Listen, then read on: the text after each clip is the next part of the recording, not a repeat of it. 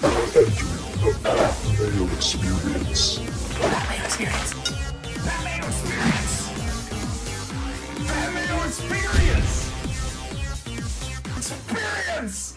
Welcome to the Pat Mayo Experience. Week 2, Waiver Wire Pickup Power Rankings NFL Injury Report, plus a full recap of what happened in Week 1, at least through the lens of me and my two guests today. Also, if you haven't noticed yet, there is a golf major happening this week. I already have 2 shows out and my cheat sheet up on dkplaybook.com.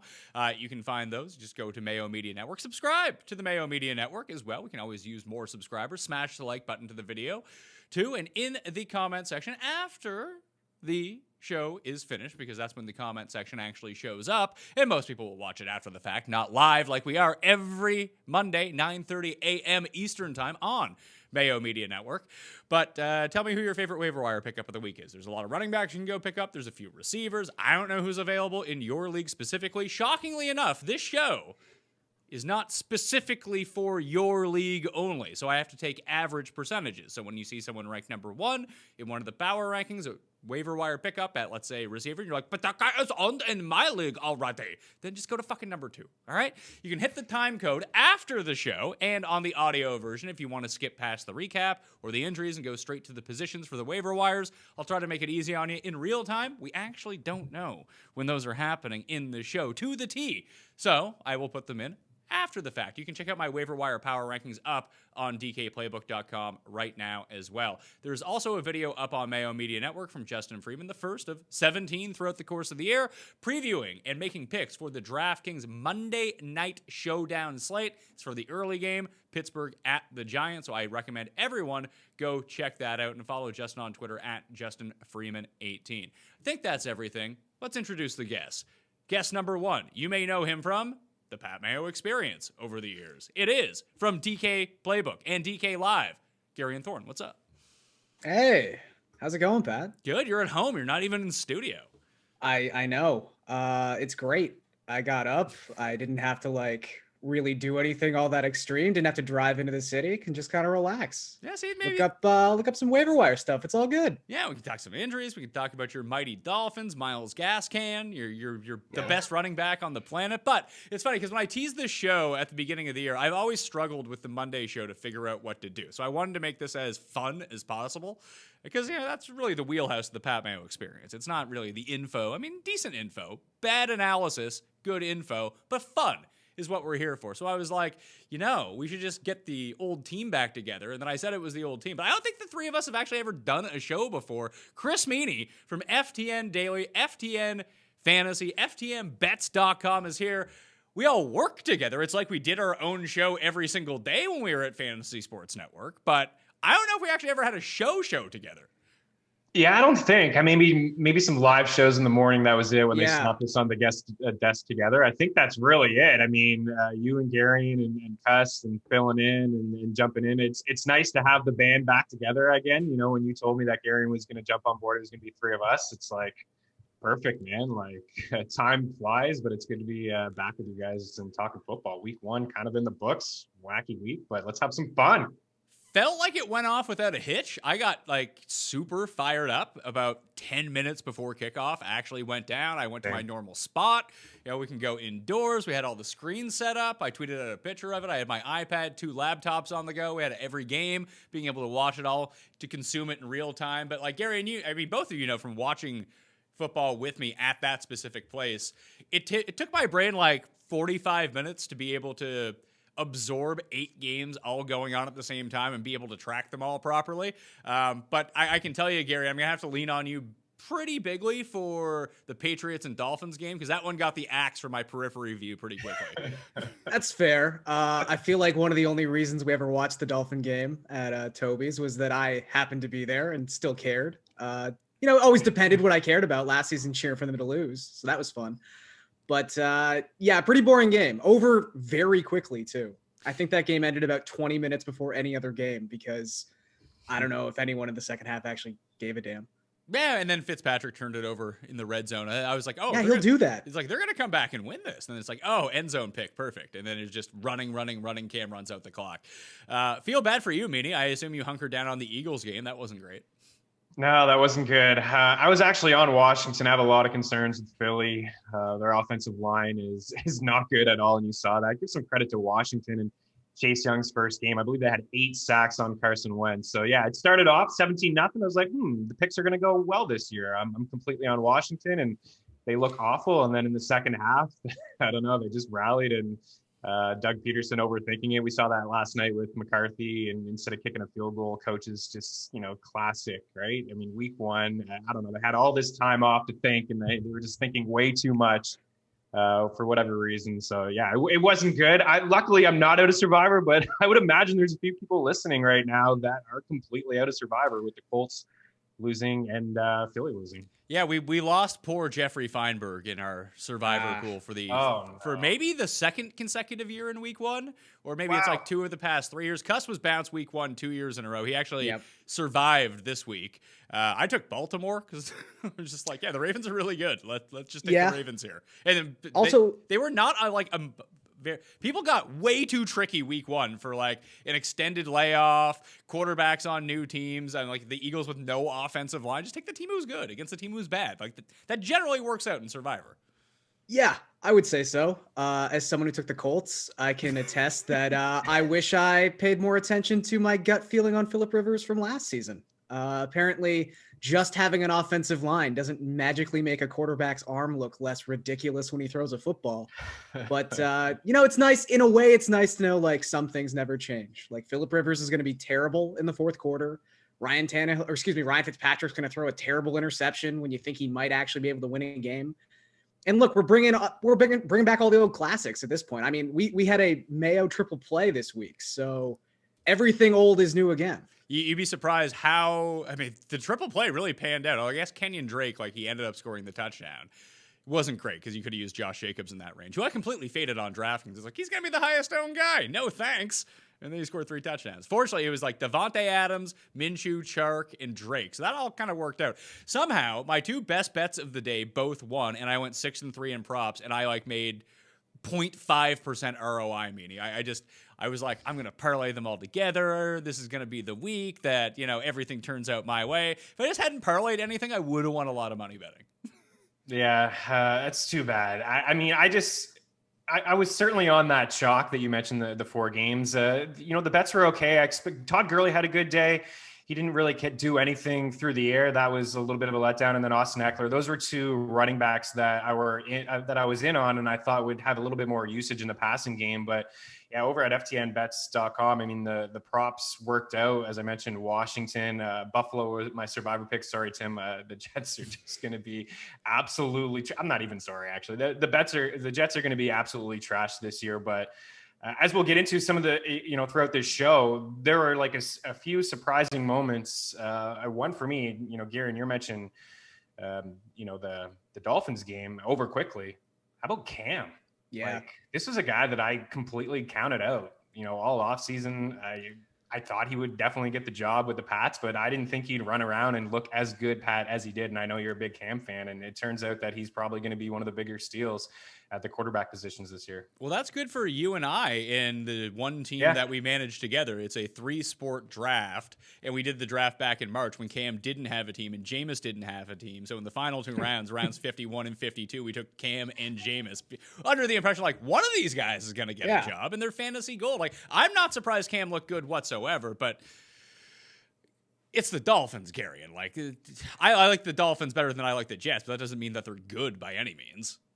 No. I do think their defense has improved just out of, necessity. It was a low bar to clear from last year, but they did bring in some actual professional players. And having watched, I would say 95% of that game, really at no point did New England or Josh McDaniels or Cam Newton attempt to go at Xavier Howard or go at Byron Jones. Everything was either a read option play. They had a couple triple option plays, which were really interesting.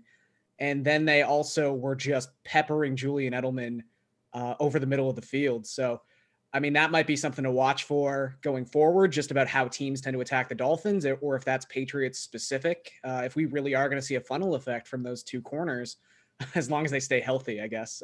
Xavier Howard, not exactly a picture of health. But Cam looked great. He looked fantastic. He looked healthy. He was making good decisions, and he looked fast, like really fast. And I think that was one of the things that kind of stuck out to me, I think, just throughout the league, was how mobile quarterbacks are now. And I know it's increasingly become a point and a position of athleticism, but we had at least 11 different quarterbacks scramble for more than 25 yards in week 1. And that includes like Murray for 91 and a touchdown. Cam had 2 touchdowns. Josh Allen could have had like 200 yards, but he couldn't hold on to the football, still finished with 57. Burrow had that crazy touchdown run. I know the safety kind of took a bad route, whatever. It was still really cool for your first NFL touchdown. But, we only had one running back go over 100 yards yesterday. And I'm starting to wonder, like, with how mobile these quarterbacks are becoming and how often they run, like, what's the sort of trickle-down effect of that? So there was a lot going on last week, and I'm just happy to have these conversations again. Yeah, I was shocked. I mean, if you told me 4 months ago this would go off kind of without a hitch, that I would have called you foolish. But here we are, and I'm glad it did, because it was exciting. Even someone that I was at the bar at mentioned it to me, just like, as crazy as it sounds, like the return to normalcy of just having week 1 happen, all of the games happen, to sit down to do what you normally do on a Sunday is like, I thought it was all kind of bullshit when I was going through it. This is what he was telling me. He's like, but it was nice to have it back. It made me feel good. Yeah, it made me feel great. Yeah, I mean, I was with you, like what you said off the top of the show, how excited you were. It was the same thing for me, again, just back Sunday morning, putting together your picks, second guessing yourself, putting together your lineups and just getting ready for football. And you're right, it did go off without a hitch. It was a little strange, I'll be honest, with no fans. And there are a few plays, watching the game where, a running back would get stuffed behind the line and playing at home, but yet you'd still hear the fans as if they were cheering like they got a first down. So that was a little strange to me. But yeah, I mean, Garion kind of nailed it there with the running back or with the quarterbacks, and that was one of the big takeaways for me too, was that, you see obviously Lamar Jackson, what he can do, but when there's 4 other quarterbacks with more rushing attempts, it's like, whoa, okay, this is really going to be, a change at the guard. We've seen it over the past couple of years with some of these quarterbacks that are willing to call their own number. I mean, like Kyler Murray flirting with 100 yards on the ground. Like, this guy may actually get 1,000 rushing yards this year. And would any of us be surprised? I mean, I don't think so. Not me anyways. No. Can we talk about the end of that game for a second? I don't know if you guys caught it, but I guess he was at exactly 100 yards, so he would have lost the 100-yard bonus anyway. Just with your standard kneel down, he probably would have lost like 3 yards on 2 kneel downs. But they were kneeling out of this like hybrid shotgun formation, I guess, so that like no one could touch or possibly fall on Kyler. But he lost 9 yards in the last 2 plays. I'd never seen anything like it before. I wonder if that's something to monitor going forward. I don't think you're really going to be beating yourself up. Like, it would suck that he loses the DraftKings 3-point bonus for the 100-yard rushing, plus another point, basically, for minus 9 yards rushing. But if he wants to get, like, 91 yards rushing, like, I think I'm going to be okay with that out of my quarterback. Oh, sure. I just saw a couple people on Twitter like, oh, these DraftKings stat corrections. Like, how do they have Kyler with 9 more yards? It's like, no, he lost 9 yards on kneel downs. It was just something so strange. And again, in a week of where everything was kind of strange, or it was strange how normal everything was, I guess. Like, I don't know about you guys, but I was sort of sitting there Sunday morning just waiting for like the Schefter or the Rappaport tweet where it was like, so-and-so's tested positive. Like, even just kind of relaying experiences, and the NFL is getting, I think rightfully so, compared to baseball, just in the sense you actually have these teams moving around the country. I mean, we'll all remember Juan Soto tested positive, what was it, 5 or 6 hours before opening day in the majors. And it just felt like something like that was bound to happen. And to get 0 positive tests, I mean, it was just fantastic. And I don't know how long it's going to continue necessarily, but I'm a lot more positive now than I think, like you said, Mayo, than I was like 4 months ago. The viewing experience without fans, I didn't really notice, as I notoriously do not listen to sound when I watch the games, although there's like one sound game on, but for whatever reason, there's like a cavalcade of like Ravens fans that come to the bar where I'm at now, and they got there before me and ended up with the Ravens versus Browns on the sound, and we're like cheering every first down. And I mean, I don't wish like ill upon any player, even Mark Ingram. I don't want to see anyone get hurt. I just want to see them suck. I wanted Lamar Jackson to get hurt by the end of the game. I was like, I hope he's out for his career. Like, I can't stand you people. I hope you never show back up. Like, it was really bothering me the entire time. Like, you're up. Well, at one point, it was like 30-3 or something like that. It's like, oh, first down, Willie Snead. Yeah. It's like, all right, fucking calm down here. We're trying to watch all the games. We're trying to be civil. But do you think, like, just looking at the quarterback stats from week one, and maybe this is just a week one aberration, because there was no, like, full contact, no preseason games, that the offense just had a distinct advantage in week one. It seemed like there was a lot of overs hitting in these games. But just to look at the quarterbacks, and maybe that was the same reason we saw so many rushing yards, is that all the quarterbacks aren't necessarily on the same page at game speed, so they had to bring the ball down. I mean, there was a lot of designed runs in these games, but there was also a lot of broken. Like, it's not like Kyler was piling off designed runs. He was just kind of running around like a madman, and it was just old school Russell Wilson style. But Wilson actually had a bunch of like designed runs for himself, which I was really curious to see. But if you just look at the top 10 fantasy scores at quarterback from yesterday, it was Wilson, Rodgers, Josh Allen, Lamar, Kyler, Cam, Trubisky, Ryan, Cousins, Deshaun Watson, Gardner Minshew, and then Brady and Patrick Mahomes both with like 20.5. But of all those guys, there's like two of them that don't run. Like, in your fantasy league, you should just be taking quarterbacks who run. They score all the fantasy points. Yeah, I mean, I would agree with that. That's something I think you and I talked about before the season started. If you were just new to fantasy football, I mean, just to have a quarterback with a safe floor who can run like Kyler Murray and Josh Allen, it's overlooked. It really is, because if they do struggle when they only have like one or two passing touchdowns and they just get that nice floor, it's like starting with a free touchdown. So yeah, there were, a lot of quarterbacks that you mentioned. Interesting, another takeaway for me is this Vikings secondary, maybe really bad. So a team that, we think that they're going to want to run the football a lot, and maybe we're not totally interested in Kirk Cousins. I mean, I'm looking at his ownership. It's below 35% in Yahoo leagues. Like, really nobody feels comfortable starting Kirk Cousins, but he may just have to throw the football a lot more than we thought he would, because that secondary, I don't want to take anything away from Aaron Rodgers. Maybe he just came in with a mission. Like, I only need one weapon, even though he used MVS and Lazard. They both found the end zone, of course, with Adams.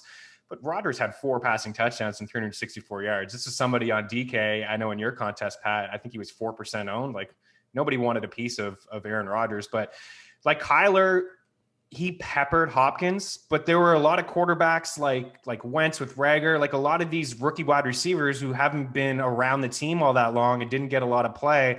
It may just take some time for them to get on the same page. There was a moment in that game yesterday when I was watching Arizona and San Fran where Hopkins was pretty ticked off with Kyler. Like there was a disconnect there. He thought it was like an out route and he cut in, and they were both like not heated.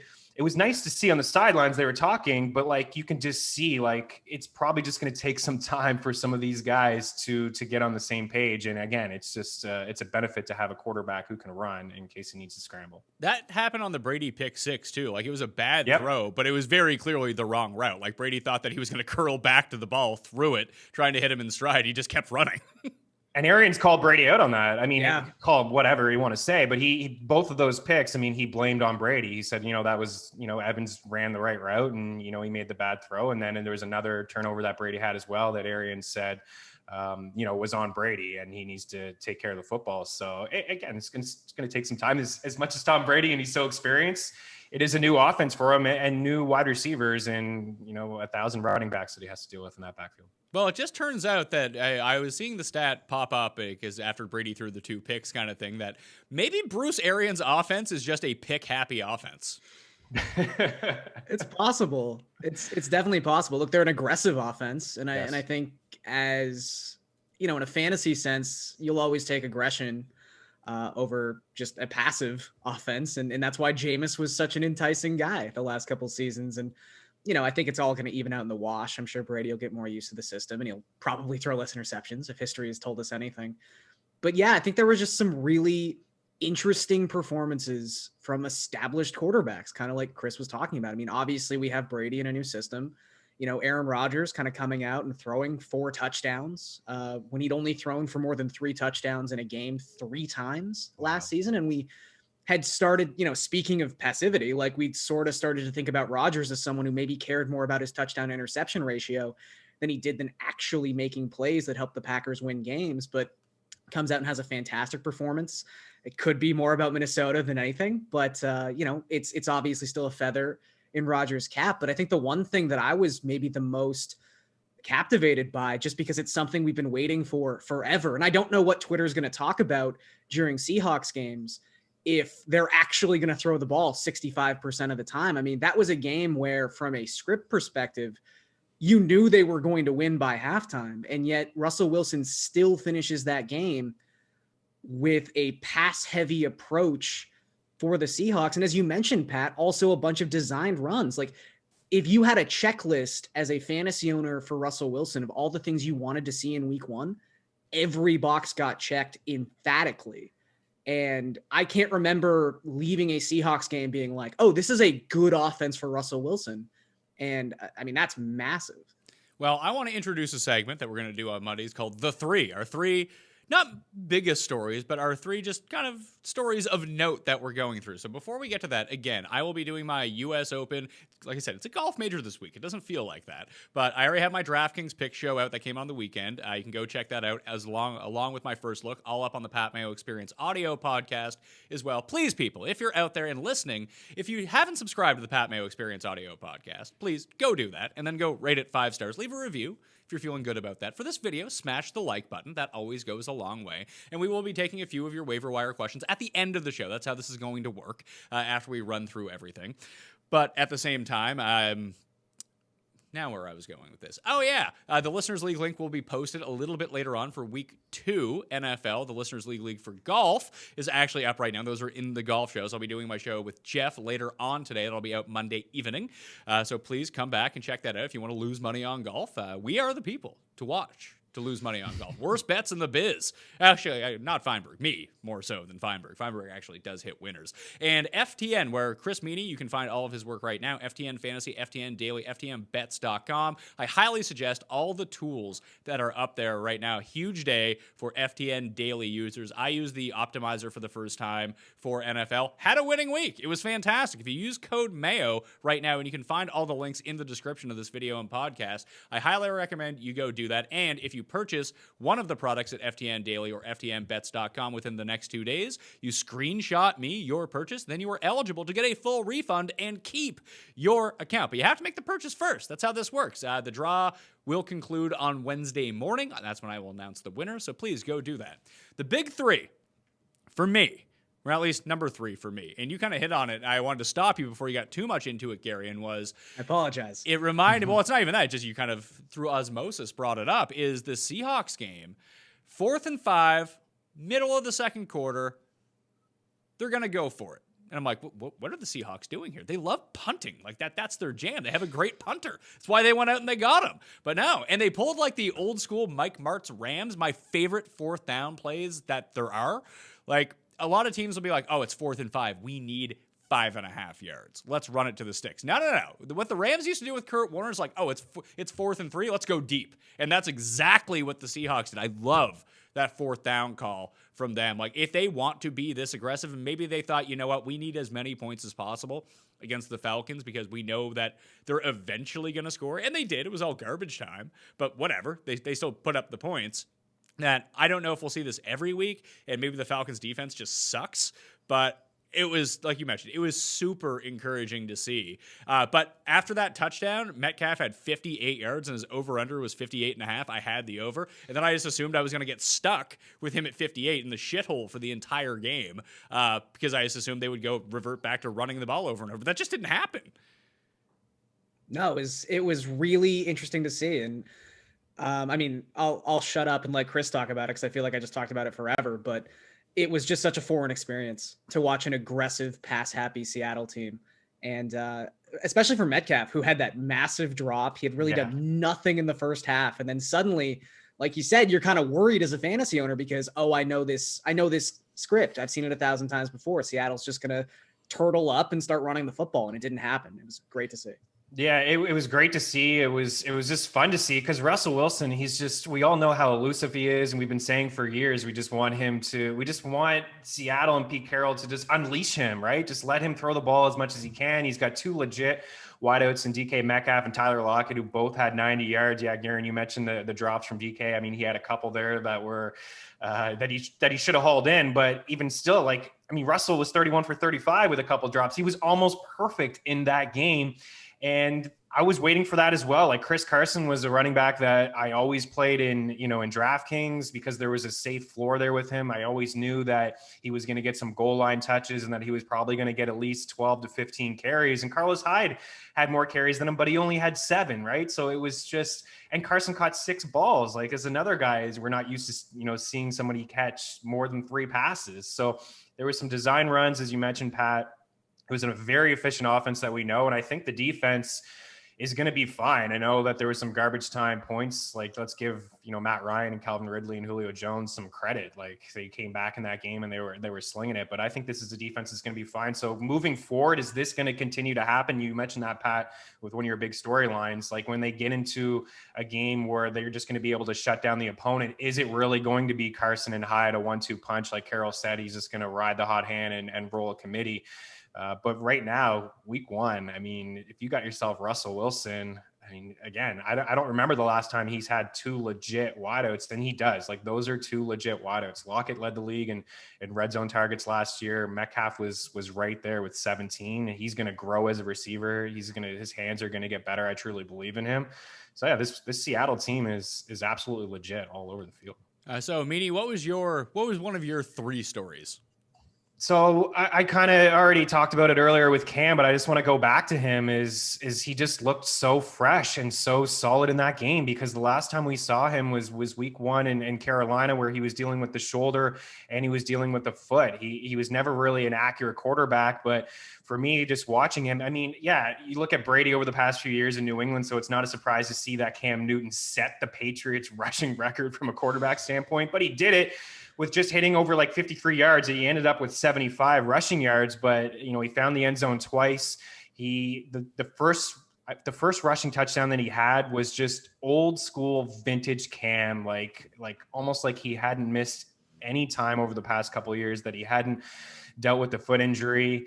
And there was just so many amazing design runs that Garion kind of alluded to earlier, where they had 4 people on the right side of the field and Cam runs over to the left. Like it was just really nice to see. And, over the past couple of years with Belichick, and you knew that you couldn't do that with Brady. So I'm just fascinated with this New England team and how they're going to roll. And you just look at the target share, and yeah, it was a whole lot of Edelman up, in the middle of the field. I mean, he has a 36% target share, but N'Keal Harry, 31%, both of those guys in the top 7. So it looks like it's just going to be a whole lot of Cam running, and they're just peppering Harry and Edelman. So for me, again, I'll take a lot of heat. I'll take everything, because I just didn't believe in Cam and that he could do this. And the fact that he did it right away, week 1, and this offense is probably only going to get better. He's going to get more comfortable with Belichick and what they're going to be able to do. That was a huge takeaway for me, that I didn't know if Cam would be a top 10 quarterback this year. I feel pretty confident saying that he has top 5 upside again.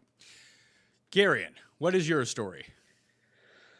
I think for me, we talked about Phillip Rivers a little bit earlier. We'll probably talk about Nyheim Hines a little bit later, but I guess I never really appreciated how much of a PPR running back god Phillip Rivers is. It like takes someone moving from another team and having that ripple effect go across both Los Angeles and Indianapolis for you to really see it. And it makes a lot of sense. Like when you go back to last season, the Chargers had the highest running back target share of any team in football by a wide margin. Almost a third of Phillip Rivers' passing attempts went towards the running back position. And it was the lifeblood of Austin Eckler. And, Melvin Gordon was catching passes and looking not great, or not nearly as good as Austin Eckler, but he was still catching passes and getting targets.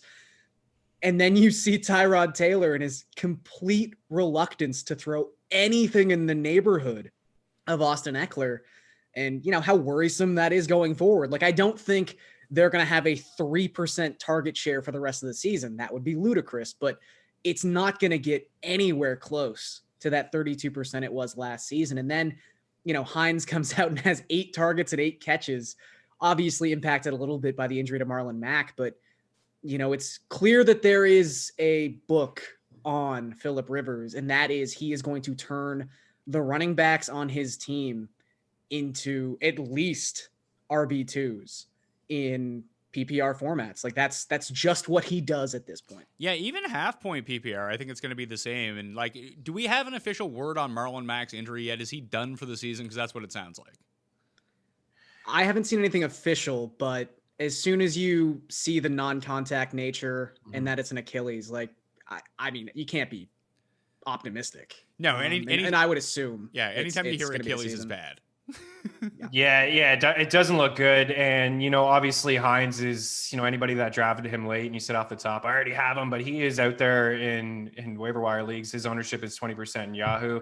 Garion's dead on with Phillip Rivers in the check down. And it was completely annoying as a guy who's really in on Taylor. But if you're a Taylor owner, you kind of, with Mack getting hurt, you kind of dodged a bullet. It looked completely like there was going to be a committee there with the 3 backs, and it was going to be completely frustrating.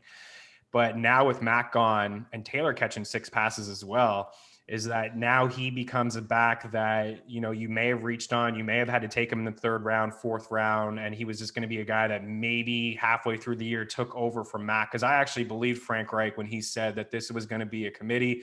Mack has earned the touches and he was going to get, a lot of the usage, but now you have yourself 2 solid backs in Hines and Taylor, and it will be still kind of frustrating, but I don't expect Mack to, again, it's not official. I just checked now. There's nothing official on him, but it doesn't look good at a Colts camp. They feel he's done for the season with the Achilles, but yeah, Rivers this is what he's done, right? Woodhead for years. And then Eckler, Sproles. Eckler had, Sproles. There's just, this is exactly what he's done forever. And this is what he's going to do again this year. The fact that he couldn't, do enough to beat the Jags is interesting, but Hines is going to probably catch 50 balls, right? That would probably be the floor. Caught 8, right? Yeah, it's already and maybe this close. defense is not as good as we thought. For me anyways, I think there was perfect yesterday. There was definitely questions about their secondary. I think the front 7 we fall in love with, but just listening to some Colts beat writers after the game, it was the secondary is still clearly an issue. And I would say, there were wide open Jaguars receivers in the end zone all day long. So that can only help. You were talking about it earlier, sort of with the Kirk Cousins effect of the Vikings defense possibly being a lot worse than we thought it would be. These running backs, again, if the Colts are going to play in games, or maybe they are giving up points because of a poor pass defense, that's only going to mean more targets for these running backs. 14 targets. It's crazy. Yeah, well, 14 receptions. It was, I think it was ended up. I think it ended up being 20 targets, which was almost half of Phillip Rivers' passes. So let's jump into the running back waiver wire then. I have Hines at number 1. Obviously, I always update this all the way till Tuesday evening up on DKPlaybook.com. After we finish the show, I will put the link in the description. So if you're watching this after, the link's already there. You can go check it out. But I will do that after I update the snap shares once all of those are released as well. So you can just have a very easy way to figure that out. But Hines was involved in this offense out of the gate. Even Marlon Mack was healthy. They start with Mack, they throw to him on the first play, and then all of a sudden Hines is in the game, getting red zone rushes, which is blowing my mind. But I think if we look at Hines right now, he's the number 1 waiver wire pickup at running back. I think overall, more than likely. And that's for standard, that's for half point, that is for full point PPR. He's going to have more value in a PPR and less in a standard. But if he's going to be getting, let's just say 8 targets a game, 8 catches a game seems to be a lot, but let's say he can pick up 5 on average per game. And I don't think that's out of the realm of possibility. I would go him way above everyone else. And then after that, I have James Robinson, Malcolm Brown, Joshua Kelly, Chase Edwards, Jerick McKinnon, Sony Michel, Chris Thompson, Boston Scott, Alexander Madison. I think of guys that actually matter on that list, Hines is probably owned in a competitive league, but if he's not, what would you spend on him to go get him, Meaney? Would you spend all $100 a year, Fab? I would spend at least 35, 40%, especially if you're sitting there, if you had Mack or your Miles Sanders owner. There's a lot of committees, and that's kind of another storyline for me too, is looking around the league. There are a lot of running back by committees. Maybe this will, a couple will phase out by the time we get to the midway point, but you nailed it. I mean, Hines was involved in the red zone. He had 6 red zone opportunities, the 4 red zone rushing attempts, and then he had 2 targets. And we've just talked about this, the large sample size of Phillip Rivers checking down to running back. So even if you were fine at the running back position and you're playing in a PPR league, I mean, he is a nice get. I mean, you can put him in at the flex. He can be a bye week replacement. But I think for me personally, moving forward, this is somebody that I'm going to have as a low end RB2, even in a half point setting. So as for me, as a Miles Sanders owner in one of my leagues, I'm going to be aggressive and I'm going to try to get him. I'm not going to mess around. I'm going to at least spend, 35 to 40% of my budget. That may seem like a lot. I don't know. I don't know if that's going to get him. Not going to be enough. I think you might have to go higher. And honestly, I think I'd feel safe going higher for all the reasons you talked about. It might not be the ideal role. And I know even going back as recently as like 5 years ago, there was the sense that you kind of save your fab or you save that waiver wire ranking or priority for the big fish, because we know that running back injury is coming at some point, but it seems more and more now, understandably, when we do get a bell cow go down with injury, he's often replaced by a committee anyway. So I don't think there's necessarily anything to wait for. I think with Hines, we just know what his role is going to be. He's going to play probably somewhere in the realm of like 50 to 60% of the snaps each week. If you're in a half point or a full point PPR setting, he's a dynamo there because he's going to get, like Pat said, probably somewhere between 6 to 9 targets per game playing in this offense. And while I wouldn't necessarily expect like the goal line carries to continue, I know he had like a 13-yard touchdown running out of like the shotgun on a draw. Like I think that was very situational and fluky. He's just going to be involved because he was involved anyway right before the Mac injury happened. And, you start running through some of these names like, Chase Edmonds. It was clear to me anyway that Kenyon Drake was still like the guy. Kenyon Drake was on the field when Chase Edmonds scored that touchdown. It just happened to be he was the diversion. He was the play action, and Chase Edmonds was the one who was going out to the flat to catch that touchdown. Sony Michel obviously going to be in a timeshare situation. Well, and it's a lot like the Bills situation with Sony Michel, where Cam's going to score a lot of these touchdowns. And that's exactly, he had the one, but like that, I don't even think he ended up inside the top 20 at running back despite scoring a touchdown. He's basically Myles Gaskin who doesn't catch the ball. But they also have like JJ Taylor, I think his name is, who came in and played like 10 snaps or something and looks like the exact type of player that Bill Belichick will want to utilize. Like he was the guy that got the Patriots. I think it was like 20 consecutive seasons now. They've had an undrafted free agent make their 53-man roster. And he just seems to love those guys. But yeah, like a lot of these guys on your waiver wire ranks, and understandably so, it's just like, it's handcuffs, it's split situations, it's stuff like that. I think Hines and to an extent too, James Robinson and Malcolm Brown, who I do think are like legitimate ads this week. They're kind of in a class by themselves, I think. Well, here's the thing. I think Hines, it's very clear he's number one. I think you can kind of debate everything else, but I do think that James Robinson is a clear number two. Again, in competitive leagues, he was just drafted. But if he's still lingering on your waiver wire, it was very clear to me, despite being down for a lot of that game, that James Robinson was getting all of the touches. He even got more involved in the passing game than Chris Thompson did, despite 2 very early catches for Chris Thompson. He did nothing after that. It was all James Robinson on the ground, and they did start to utilize him through the air. The funny thing about that game was that the Jags just never had the ball. Like every time, like, because I had a high vested interest in my DJ Chark and Gardner Minshew stack. Now, fortunately, Chark caught that early touchdown, and Minshew went 19 for 20, but they either went 3 and out, essentially, or they scored immediately, and then it was just Rivers dink and dunk all the way down the field, taking up like 10 minutes at a time.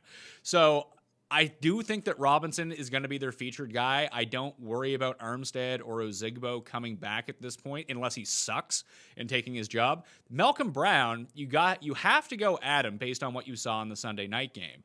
But he is not an overpay for me. Like, if you can get him for 15 fab bucks, which you won't, then I'm not getting him. Like, Cam Akers started that game. We saw this in week 1. What was it, last year or 2 years ago? The Brown had the 2 touchdowns. Now, he was far more involved, in this offense than he was at that time last year. It was still all Gurley, and then Brown came in the red zone. I think that he will be a cog in this offense, but you have to remember Darrell Henderson was mainly banged up for 2 weeks coming into this game. Yes, he was active, but I would expect his role to be a little bit larger as well. So I don't think you should go break the bank on Malcolm Brown. You pick him up, sure. Get him for cheap, sure. But the other two guys, I think, are in a class of their own, Meaney. Yeah, I would agree with that. You know what? I want to give Brown some credit, though. He did look good. The offensive line looked great. I mean, that's, last year they had some issues. Whitworth obviously wasn't 100% healthy, but that offensive line looked great. And I had a chuckle like when Brown said last week that everyone is sleeping on him in fantasy. It's like, dude, yeah, you're right. Absolutely everybody is sleeping on you because you're 0% owned. But he had all the goal line work. Cam Akers did start and, ended up with double-digit carries. And that's, again, another example of maybe over time, Akers comes in and takes the role from Malcolm Brown. But yeah, this was last year, Pat. I think it was week 1 when he had a couple red zone rushing attempts that he found the end zone, and we were all worried about Todd Gurley. But Malcolm Brown is going to have a role in this offense. He caught a few balls as well. I think he had a couple targets in the red zone. I agree. I wouldn't spend too much, but again, on top of everything that we're just saying, you're like, yeah, week 1 went perfectly with no COVID, not a lot of injuries. Things are going to happen. And I think you can be aggressive with Hines, but you don't want to be spending, 35% on a guy like Brown when there could truly be a committee with 3 backs absolutely involved there. So I don't want to say save all your money.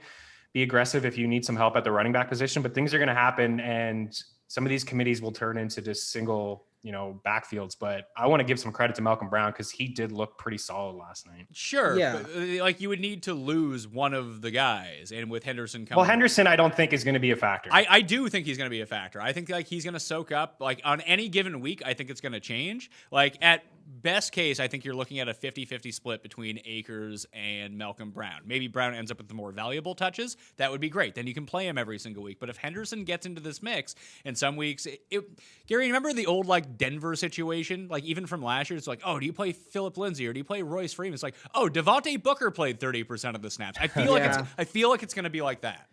Well, they to a T. I remember going through a bunch of game logs last season. It would be exactly between 30% to 39% snap share for all 3 of those running backs. You're right. I could definitely see it going that way. And I don't look at Malcolm Brown in the same way that I do look at Hines or I do look at Robinson, but I think it is telling. Maybe that was more the point I was trying to get across, that even someone whose situation is as complex as Brown's is, and is probably going to continue to be, he's still the number 3 guy, I think, clearly in terms of these rankings. And that's, again, to kind of double back why I think Hines is so valuable and why you really have to be aggressive with that fab, because, yes, he's locked into a 2-back committee, but a 2-back committee might actually be the lesser of many evils when we're talking about 3-back or 4-back committees.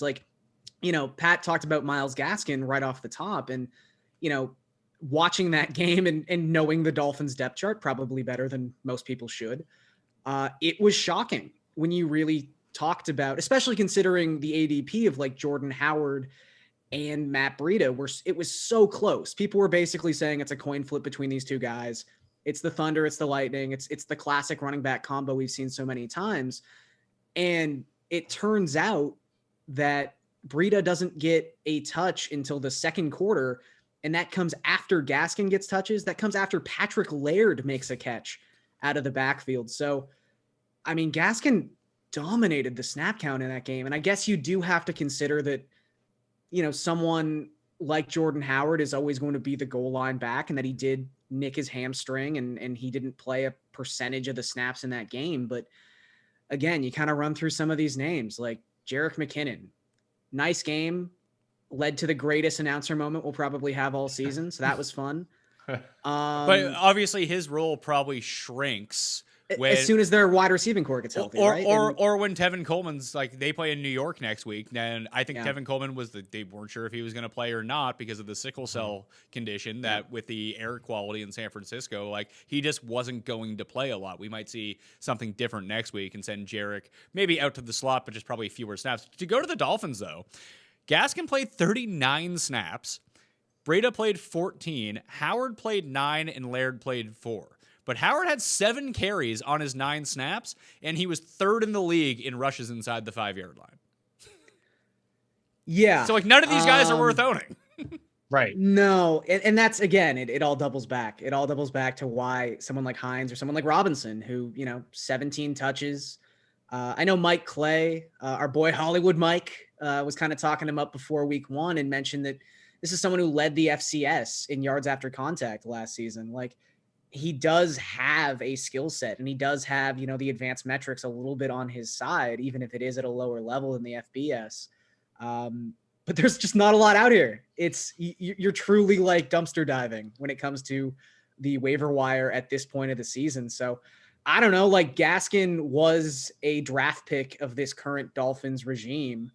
If they're not liking what they've seen so far in camp out of Matt Breida, or they're worried about his health. And then, Jordan Howard's not exactly going to blow anyone away. Like, I don't want to overrate Myles Gaskin, but I would seriously consider throwing out like $5, $6, $7 and just seeing if you can get him and stash him, because there is a scenario, like, there's an outcome this season, however small it might be, that Myles Gaskin is the starting running back for the Dolphins, playing like 60 to 70% of the snaps.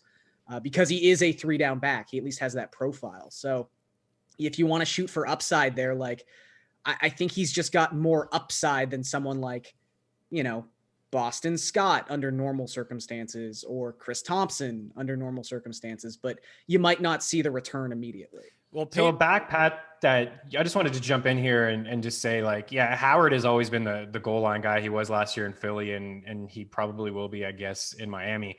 I would rather take a shot on a guy like Chase Edmonds. So I think we just kind of glossed over, like, yeah, Kenyon Drake was still the guy there, but could this be like a Drake Edmonds backfield, much like it is like a Chump Hunt? Like, yeah, Edmonds had 5 targets, the second most targets. He could be potentially a league winner for you. We've never seen Drake in like a full season, like, kind of like balls to the wall. Like, it almost reminds me of like a Damian Williams, where, yeah, he's in a nice situation. He only needs a handful of touches to be productive. And last year with Arizona, 8 games, 4 unbelievable games and 4 awful games, right? And he's still, I don't know if he's completely 100% healthy, but I noticed Chase Edmonds getting used in some red zone packages. He was involved through the air, and I know it was a very small sample size last year. I believe he only had the 1 game with DJ sidelined and Drake sidelined, and it was against the Giants, but this was somebody who proved that he can handle a full workload, and it's an up-tempo offense, and they ran that up-tempo offense yesterday against the Niners. So I think he's kind of maybe underrated, as if you don't get a Hines or a Robinson, don't be afraid to be semi-aggressive, maybe to 10 to 15% with Chase Edmonds, because I think he could turn out to just be a flex or like potential league winner for you. Yeah, it seems like he's going to have value every week because Edmonds and Drake play at the same time, and he'll be involved in the passing game. And like Garion had mentioned, when you get Drake and you establish him, you establish that run with Kenyon Drake, or at least the perceived threat of him running, then all of a sudden Chase Edmonds just open out of the backfield, and they run so many plays and play at such a high pace that even through attrition that he can pile up a lot of work here. I did want to talk about Joshua Kelly, though, and we kind of talked about Austin Eckler, and we'll kind of dig into him a little bit more because I have a very serious question for you about Austin Eckler. But was Joshua Kelly's role in this offense, and it was mainly inside the 5-yard line, although he did pile up double-digit carries on the ground, only 1 target between him and Eckler from Tyrod Taylor, and until Justin Hebert comes in, that I think that's what we're going to see. We're not going to see a bunch of dump-offs to the running backs, but is this just a product of Justin Jackson getting hurt and Kelly seizing that role? Like, do you see this going forward? Because I kind of do.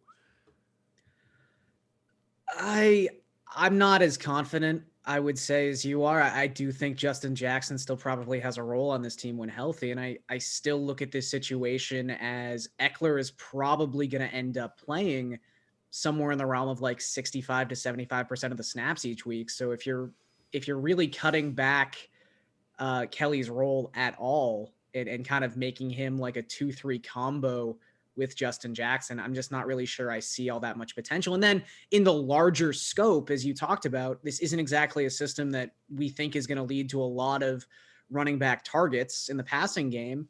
And they're probably just not going to score a lot of points, period. And when you're bringing in Justin Herbert, a rookie quarterback who didn't get any time in preseason to kind of hone his NFL persona, like, I don't think he's suddenly coming in and, I don't know, week 7, week 8, week 9, whenever it happens, like, that's not going to turn this offense around either. So when you're looking at like tertiary pieces of what's probably going to be a bottom 10 offense, I'm just not all that thrilled. Yeah, Meaney, here's my serious question. And I am dead serious about this. Who scores more fantasy points in a PPR league this season? Naheem Hines or Austin Eckler? Oh, man. I think it might be Hines. It may be Hines. It's so crazy to talk about. Week 1, we don't want to overreact too much, but Taylor has never been a guy that dumped it off to these running backs. I mean, you mentioned it, 1 target, 1 grab. He didn't even look his way. And that's 100% concerning. We knew that the usage was going to drop. I mean, he had over 100 targets, 90 grabs last year. That just wasn't going to happen. Garion's dead on. It's an offense that's probably not going to score a lot of points. The defense is still respectable with the injuries that they've had. They still have some legit players on defense that can keep things close and slow the pace down. I actually am in on Kelly. I don't think that Jackson's all that good of a running back. I think he had his opportunity last year. I know it was a crowded backfield, but there were some injuries and he had a chance to be productive and get a few carries. Kelly he looked pretty good, and double-digit carries. You're right, nothing in the passing game. That's probably not going to happen. Even though he does, to me, that's why I like him over Jackson. He has more of a true 3-down appeal to him as opposed to Jackson. But inside the red zone, when they get there, whether it's Taylor running for his life, or it's just let's give the ball over to Kelly. I mean, he had 4 red zone rushing attempts. It's not going to happen with Austin Eckler. We know he's not that type of back. We've seen it before in the past. He can do that, and I think it was week 1, 2, and 3. He had a lot of red zone usage and carrying the ball. But yeah, to go back to your point, man, it may be Hines, because right now I can't say with confidence that Eckler is going to get 5 targets a game, and we know that Hines is going to get that easily. What do you think, Garion? Man, that's crazy. I mean, I think this is one of those situations where the answer matters less than just the fact we can pose the question, right? Like, the fact that it's even a debate really speaks to just how worried you are right now if you spent a late first or an early second on Austin Eckler. But I don't even want to take this away. Like, it's not like Eckler didn't touch the ball. It's just where his fantasy value is derived. Just his pass catching. His pass catching just seems to be, and I think he'll get more than 1 target a week. But just based on, but it's not going to be 9 targets a week like it was with Rivers. So I think I would take obviously you don't trade Eckler because there's no value for him right now because people are saying that he had a perceived bad week, although he had 19 touches, which is really what you're trying to mine. Fantasy points will follow, but it's more of a conversation of, I think Hines is on that level, like top 15 running back PPR, like between him and Taylor, like just getting rid of Mac does so much. Yeah. And if the Colts, like you said, aren't going to be awesome and they're going to be passing a bunch, like, sign me up. No, it's definitely saying more about Hines in a positive sense. And look, I still think Eckler is going to be, I don't want to say fine, because, you have to kind of bake in what the perception was. And I don't think he's going to complain or anything, but I think this will be a situation where, knowing how they almost lost this game. I mean, they were a Randy Bullock pinched like calf muscle away from this game going to overtime. Quote unquote. Quote unquote. We don't quite know if that happened or not, but I think they're going to have to sit down and go like, okay, this is what worked last season. Tyrod, you're not very good.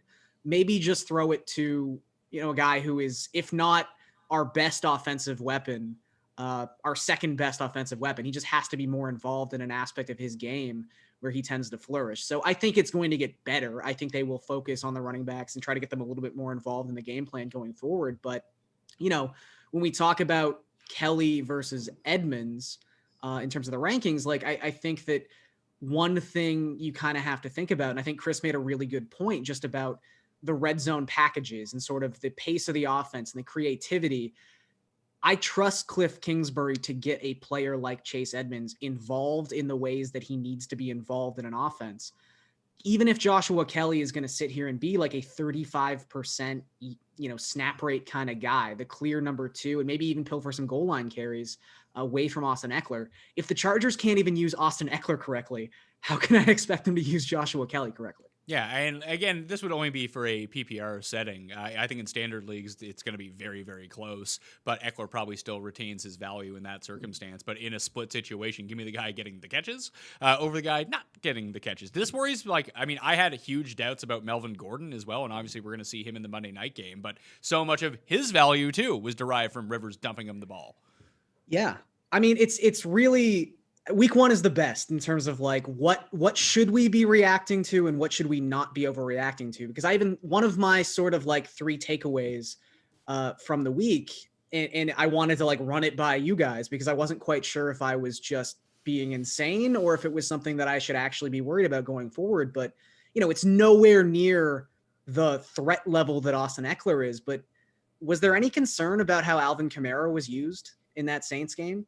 Because there was so much, just a crazy amount of work for Latavius Murray in that game. And then Taysom Hill is going to do his thing and like snake away goal line carries and rushes. And I know it's like, how can you complain about a guy who almost scored 3 touchdowns in a single game and say he had a bad game, quote unquote? But I mean, I had take away the touchdowns and like, what was there really to see there from Alvin Kamara? I know he's going to be involved in the passing game, but it was just a little nerve-wracking seeing how much Latavius was in that game. I think a lot of it has to do with this epidural he got in his back like a week ago. I think they just really wanted to limit what he was up to. I mean, they just invested a whole lot of money at running back for Alvin Kamara to like keep him healthy, make sure he gets through. But if his floor is going to be, I mean, take away the touchdowns, if his floor is going to be that involved in the passing game, I'm not too worried about it. But I wouldn't expect to see that big of a split between Kamara and Latavius Murray once Kamara is back at like 100% healthy. Meaney, just very quickly on some of these other guys. Ravens backfield. What is going on there? A committee again. This is one of my storylines. You just look across the league, and the Ravens they're one of those teams you can mix in with Buffalo, Detroit, heck, even Cleveland. Right, Chubb didn't get a whole lot of play there. We already talked about Miami, Tampa Bay as well. We'll see maybe that backfield play out, but I mean, they drafted Dobbins, right? I mean, and Ingram is a guy that I know that you don't like, and they have a lot of running backs there. Gus Edwards, what did he have? Over 700 rushing yards, and then you have Lamar Jackson. So I think it's going to be a complete mess. I really do. I think, I don't know if they're going to ride the hot hand where Ingram has to bust a couple runs and then they keep him on, he gets into double-digit carries. But it looks like I'm on your Ingram side for the first time I think ever. It looks like if you drafted Ingram as like, he's fine, he could be my RB2 in the 5th round because he's going to get that goal line work, and they like to run the football there in Baltimore. Maybe he gets double-digit carries, he catches a few balls. It's like, well, maybe you need to think again because Dobbins is legit. He's a nice back. He was getting some work in the red zone. So it's just, I go across the league and I look at a lot of these running back by committees, and it's going to be completely frustrating. So, I mean, I look at the upside and I think Dobbins, and plus this is Ingram's last year. I mean, this is probably going to be a Lamar Jackson and Dobbins just pound and attack, right? Yeah. Any more on running backs? Like, do you want to talk about the Detroit backfield, Garion? Because it looks like it's going to be Swift, but it's going to be like 50% Swift at best. Is it though? It could be AP. How many carries did he have yesterday? I think he had 14 for 93. I mean, it's frustrating as hell. We all want AP to go away, but is he going to go away? It's like Washington too. Like, I thought that Antonio Gibson looked like the better back, but Barber gets 17 carries for 29 yards.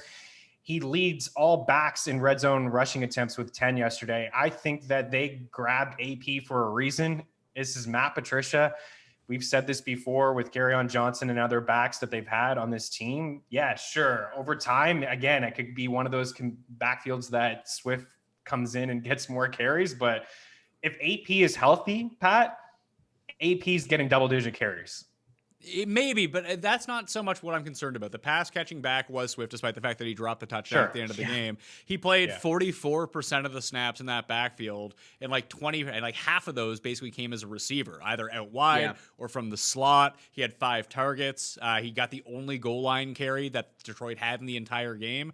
And towards the end of the game, it was all Swift on the field. So they hate Garion Johnson. Like, he's going to be involved, but like 10%, 20% involved. Like, if you're looking for someone to potentially buy low on, the fact that he dropped that touchdown is actually kind of a good thing for fantasy purposes. If you didn't, I mean, I think it is definitely a situation where you could buy low because there was such a public moment, not only with the drop touchdown, but I think, if you watched any of that game, just the gushing the announcing crew was doing over Adrian Peterson. And we should also say that Tim mentioned it was not an AP week. He is no longer the AP whisperer, just going forward, if anyone wants to know.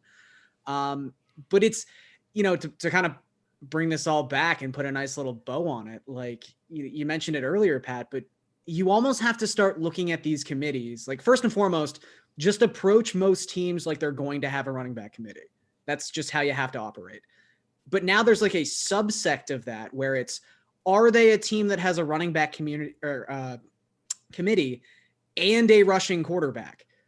Because there are a lot of those now too. We just talked about the Ravens. We just talked about the Bills where, you've got two guys splitting carries and splitting snaps and then losing rushing yards. Even Arizona. Like, that's another place right now where we talk about Chase Edmonds versus Kenyon Drake, but leading rusher is the quarterback with 91 yards and a touchdown. So, it's in Detroit. It sounds weird to say, and it sounds almost just like an afterthought, but you almost have to give Swift a little boost just because we know Stafford is not going to be scrambling all that often. Week 1 running back injuries. Marlon Mack and that Achilles, he could be out for the rest of the year. Now, obviously, the spend all your money on Hines type fab budget would, be contingent with Mack being out for the year. Narrowing that from 3 running backs to 2 running backs is such an essential part of this. Le'Veon Bell injured his hamstring. I don't know if he's going to be ready for week 2. Adam Gase has already apologized for putting him back in the game because he was very clearly got hurt in the second quarter of that game. And then he was back out in the third quarter. And then, they were down by so much anyway. It really didn't make a difference. I don't really have any interest in Jets running backs as it is. Jets running backs to be in the Peyton Barber bucket for me. It's like, I just don't fucking care. Like, let's just move on and just hope that this person goes away. I don't care about Josh Adams. I don't care about Frank Gore, especially against the Niners next week. And then Bell, if he does miss this week, he'd be back. Duke Johnson exited the game, hurt his ankle. Justin Jackson hurt his quad, exited the game. They're both questionable for week 2. Miles Sanders obviously didn't play with his hamstring, but all reports said that he probably could have gone, and they just took the game against Washington far too lightly, that he probably should have played in that game. So I would expect to see him in week 2. Rashad Penny didn't play. Scarborough, Armstead, Damian Harris, and Ozigbo all go on IR. So they're not going to be around for at least 3 weeks because that's the new rule for this season. Very quickly at wide receiver, Meaney, I just don't see a whole lot in terms of like big pickups at wide receiver. I have Anthony Miller, my guy, the Frenchman, Paris Campbell at number 2, Mike Williams, Alan Lazard, Jalen Ragor, Russell Gage, Sammy Watkins, Danny Amendola, contingent on the Galladay injury, I suppose. Then Curtis Samuel down there as well. I don't think you need to go break the bank on any of these guys, but I think that Miller should definitely be owned. And Campbell is basically unowned in most leagues, and he does appear to be the 1B or the 2 in Indianapolis. Yeah, I would say that's probably correct. You and I have T.Y. Hilton in that league of leagues. That might be a big yikes. But yeah, I think that's correct. You mentioned Sammy, you glossed over him, because that was a Thursday night game. It wasn't yesterday. I was, typical classic Sammy Watkins week 1, but I thought it was interesting the usage he got. McCole Hardman really just wasn't involved. So like those Hardman owners, I don't know if I'd panic. I don't know how deep your league is, but if you're just looking for a home run shot, you probably won't get it with Hardman as long as Sammy is healthy. Lazard, 42%. I still think he is the number 2 in that passing attack. But again, I just wasn't impressed with that Vikings secondary, very young and didn't look good at all. Not completely buying into Robbie Anderson, but it was interesting. He got that big touchdown. He's 31%, but that's probably it. I mean, I agree with you. I mean, Gage had the good day, Amendola, but there was no Kenny Galladay, right? So I would just temper expectations there. But Anthony Miller probably atop the list. You mentioned Rager. He only had the one catch, a couple targets his way. It was a deep bomb. I think he'll get more involved. And again, that offensive line is not great. They're going to have to make some adjustments in Philly. They're going to have to get the ball out of Wentz's hands really quick. And you saw that last night. I thought the Rams did a good job with Goff. Like, they ran a lot, but they just avoided all the pressure that Dallas dialed up by getting the ball out quick. So Rager could be a nice little play, but there's nothing really that stands out to me at the wide receiver position. Yeah, me either. I wouldn't extend my budget on this, Garion, by any means. No, like you said, Miller needs to be owned. Anthony Miller, because people are like, Scotty Miller's so sick. Like, let's calm down. Let's pump the brakes on Scotty Miller. I think Mike Evans is probably going to be a little bit healthier going forward and probably getting a bigger target share. But Anthony Miller needs to be owned. Campbell, again, you do have to temper expectations slightly, just in the sense that we just spent an hour talking about how Phillip Rivers peppered his running backs with like a 45% target share. So that's obviously going to have diminishing returns for, the non-T.Y. Hilton wide receivers, because you would expect he's probably going to get more involved going forward. I don't necessarily have a problem if either of the Packers wide receivers are out on your waiver wire. If you just want a little exposure to an offense that looked good in week one, that has pedigree, obviously, in Aaron Rodgers. Sure. And it's a decent matchup. But all of the Packers, next 3 games, like weeks 2, 3, and 4, should all be high scoring games. They have a bye in week 5. Huh. Well, I mean, that's when they start. Someone's got to have a bye in week 5, I guess. The Sammy Watkins thing, I keep thinking about it almost like how fantasy owners kind of treat bullpens sometimes, where there's that 37-year-old closer who's actually terrible, and there's this 22-year-old setup guy who's throwing 105, and everyone's like, oh man, his FIP is negative 0.1.5. He's got to be the closer, and everyone goes and runs out and picks him up. But it's this awful 37-year-old dude who keeps picking up the saves. Hardman can be as amazing as you want him to be from a spark perspective, and he is. And I think when he finally gets some run in this offense, he's going to be dynamic. But if Sammy's going to play 87% of the snaps for a team this good, yeah, of course it's funny. It's funny that he scored 3 touchdowns in week 1 last season, then never did anything else the rest of the year. But you got to strip away the name. You have to strip away the name and say, wide receiver X is playing for the Kansas City Chiefs. He had a huge target share in week 1. And, that's just a good spot. I know it's Sammy Watkins, but it's a good spot. So if he's still available in your shallower leagues, pick him up. Would you sell high on? Pick him up. Would you sell high on him? I don't think you can. That's right. I think his perception is just so tainted by this Sammy best ball Watkins, even though he's not even really a good best ball player. But no, I would just hang on at this point, because I don't think anything you would get back would be a good enough return, just because there's just so much negative buzz surrounding that guy, whether it's injuries or the fact he's as inconsistent as he is. But he's just one of those classic situations where I think you do have to strip away the name and just look at the situation, and it's much better than you would think on the surface. One of the big names I think people are going to go at is Russell Gage, who, listen, I enjoy myself some Russell Gage, but I don't think we're going to be seeing those kind of targets every single, unless the Falcons are legit playing from 30 behind every single week. Possible. It could be possible. They were getting to Russell Wilson. They just couldn't stop Russell Wilson.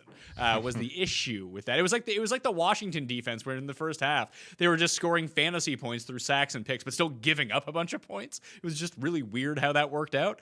But Gage, you're never going to know when to start him, is the problem. And even if Ridley or Julio goes down, I don't think it makes him any better.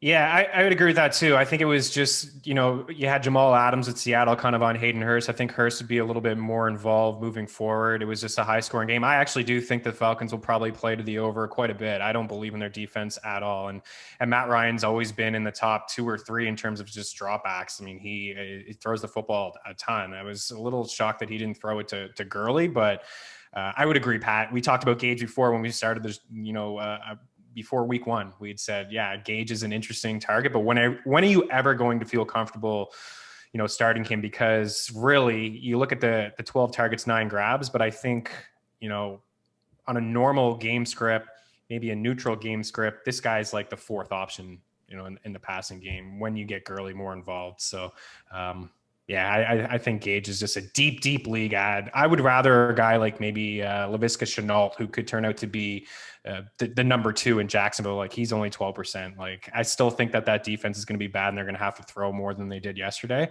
Hopefully. So I'd rather take an upshot. Yeah, you mentioned Minshew, 19 for 20. This guy was almost perfect yesterday. Yeah, but a lot of it was low A-dot throws. Chark was basically wide open, and he connected with him, and he just got. The defender knew it was over if Chark got this and basically just tackled him. It was a 40-yard pass interference, but that's where all of Chark's fantasy points vanished into thin air. Tight ends, 2 of these guys played tonight that I have 1 and 3. I have Jonnu at number 1, especially with Corey Davis banged up. I know Derrick Henry's going to do all of the heavy lifting here, but it's not like A.J. Brown is a target monster. He's just a high-efficiency player. And I can see Jonnu soaking up like 5, 6, 7 targets per game in this offense, especially if the Titans' defense isn't quite as good. I have Goddard at number 2, Eric Ebron at number 3. Again, he plays tonight. I want to see what his role, like it's all talk with Eric Ebron. We actually need to see this in action at this point, Garion. But I think those are the only 3. I think in deeper leagues, like Logan Thomas really got he got the touchdown, but he got a lot of looks from Dwayne Haskins.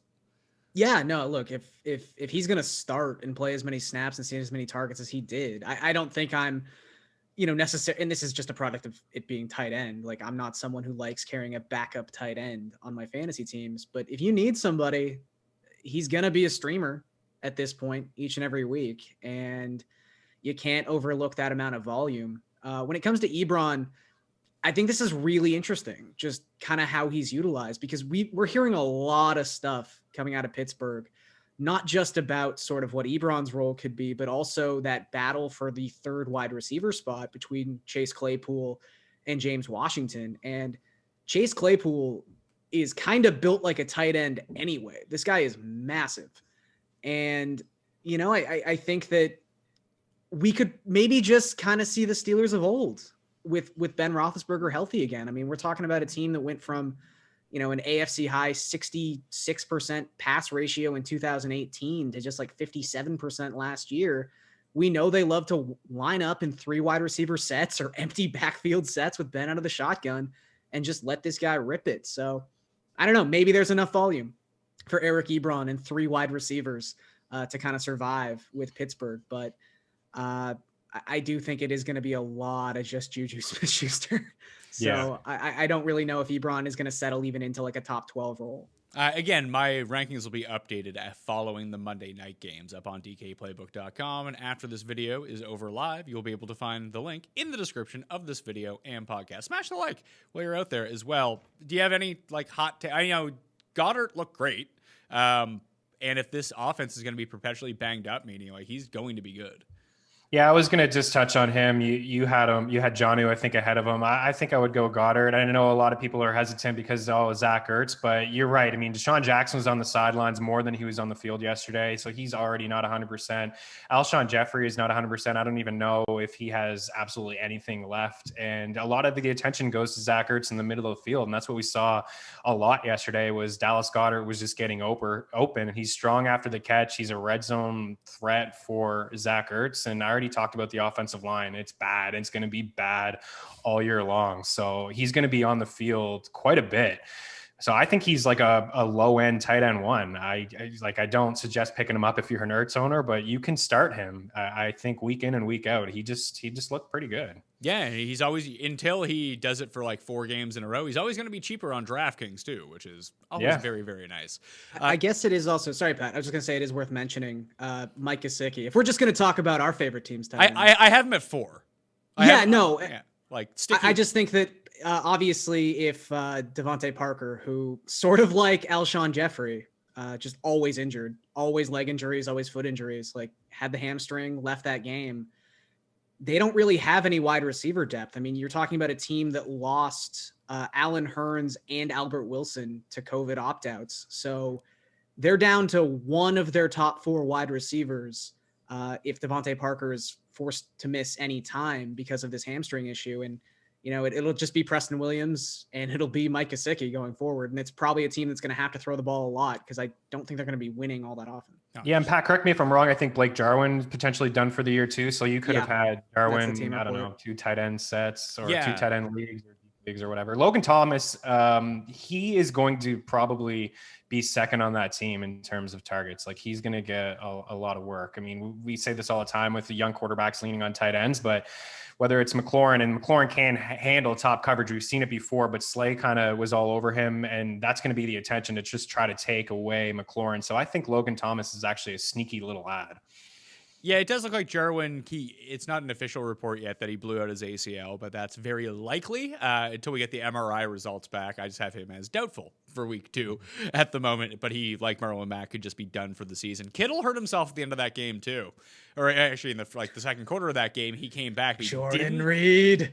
Well, Jordan Reed had a catch, and then he's over on the sidelines, like holding his knee. It's like, oh God. He was able to get back into the game as well, but I assume Kittle's going to be all right. But it's it's like the Michael Thomas thing from the very last play when Latavius Murray kind of rolled up on his ankle a little bit. Yeah. That you're just like, want to monitor this throughout the week to see how it goes.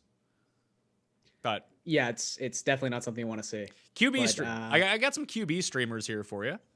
I won't go through the entire list because that's up on a website. You can just go read the list. But Jimmy G at the Jets, number 1. Let's go. Yep.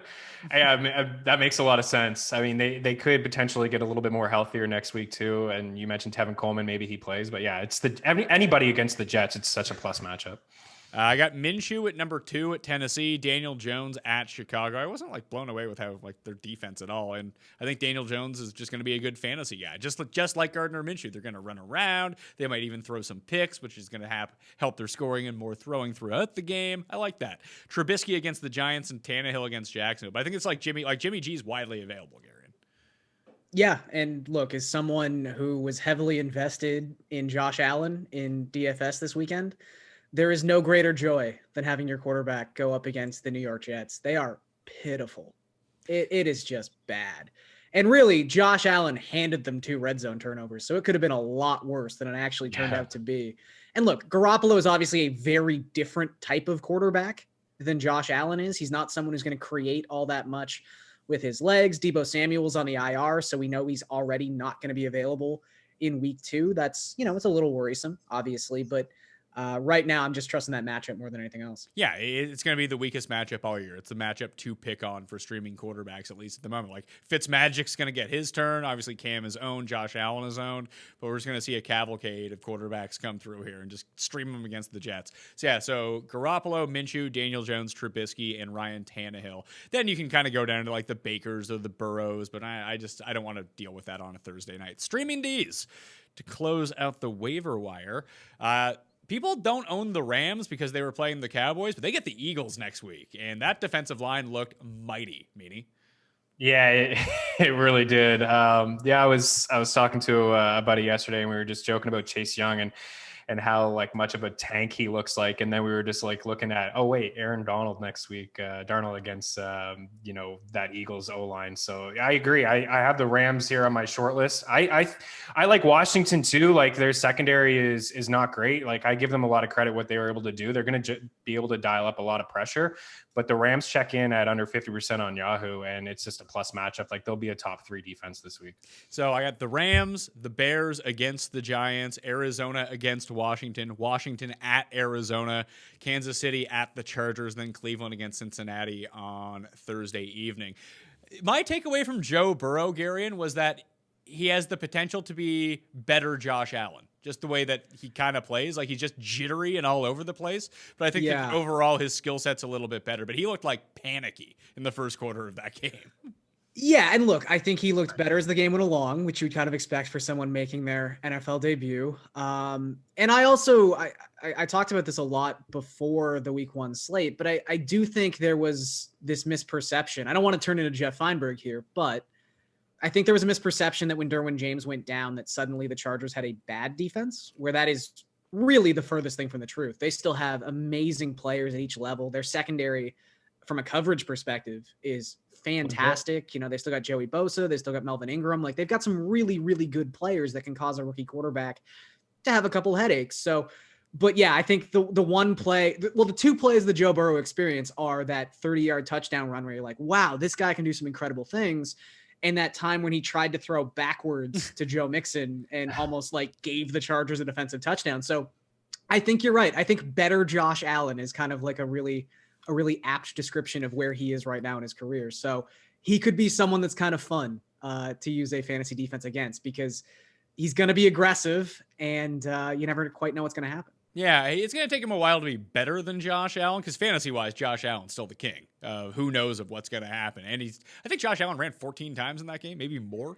So I'm highly encouraged to see that as a fantasy owner. Hopefully he doesn't get hurt, but Burrow looks like he's kind of on that path. I'm not saying like real life they look like the same quarterback. No, they make some from a bonehead fantasy profile. Though, yeah, from a fantasy profile, this is what we're shaping up. And Josh Allen is so good as a fantasy quarterback that you might be able to get an undervalued Burrow. But I think I would just stick with that right now as a DraftKings play over trying to like run him out in your season-long league, because like Minshew kind of does the same thing as well, and Minshew is just better at this point as a fantasy quarterback.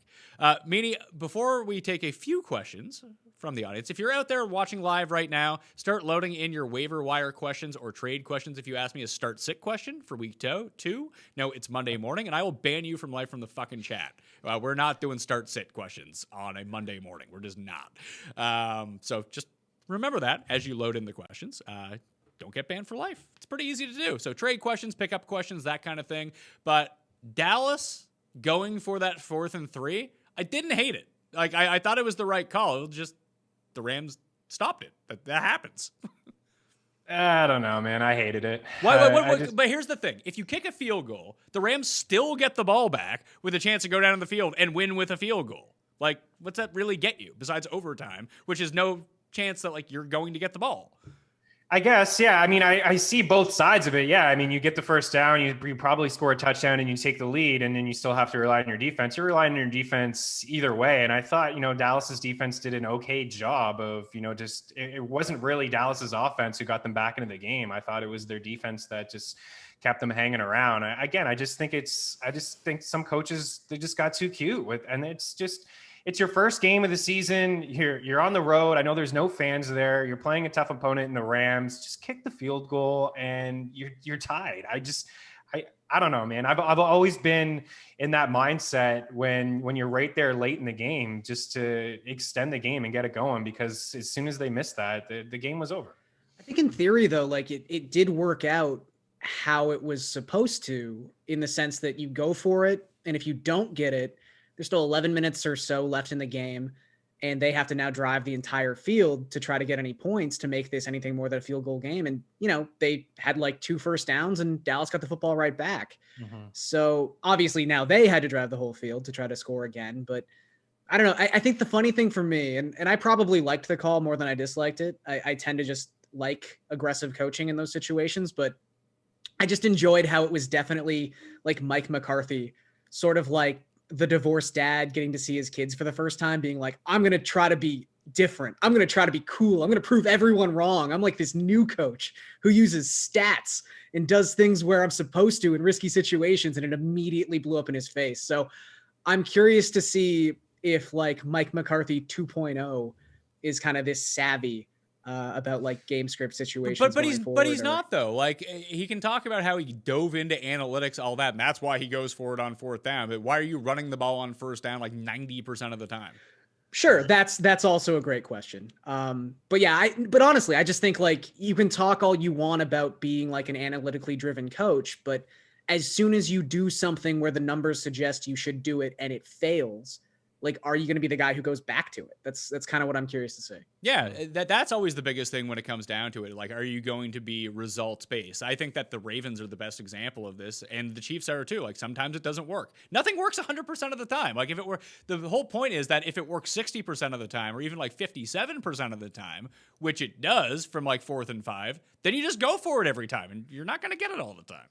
Well, that was one of the great moments of Thursday Night Football, aside, just from like Andy Reid's mask. But just the Chiefs going for it on that 4th and 1 from their own 34 and like midway through the second quarter. It's like, yeah, just do it. Do that kind of stuff. It's great. I'm shocked. I don't think Arians would ever do it, Meaney, but like every time that the Bucks are at 4th and 1, just run a sneak with Brady. Just every time. It's going to work.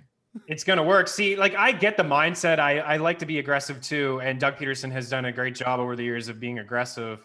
But yeah, when it's 4th and 1, like to Garion's point, when you're on your own 30, 34 or whatever it was, like, and you have a guy like Mahomes, or I believe, who was it that brought in, I don't even remember his name, like an old CFL quarterback yesterday brought him. Oh, it was on Arizona, and they took out Kyler, and they just wanted that extra yard, and he just got that extra yard in that game. So like, and why didn't they do that? Why didn't they let that guy kneel?